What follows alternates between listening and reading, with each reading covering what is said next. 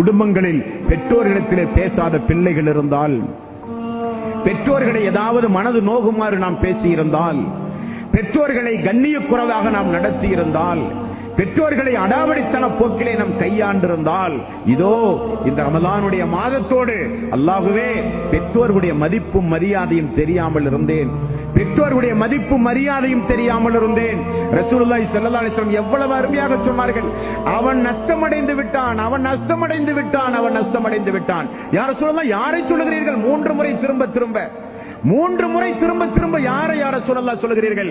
கிடைத்த வாய்ப்பை இழந்து விட்டானே, கிடைத்த வாய்ப்பை இழந்து விட்டானே, கிடைத்த வாய்ப்பை இழந்து விட்டானே. யா ரசூலுல்லாஹ், யார் அவர்கள்? யாருக்கு பெற்றோர்கள் ஒருவரோ இருவரோ முதுமையான வயதை அடைந்தும் அவன் பெற்றிருந்தும் அவர்களுக்கு பணிவிடை செய்கிற வாய்ப்பை பெற்று சொர்க்கம் போகிற வாய்ப்பை இழந்தானே.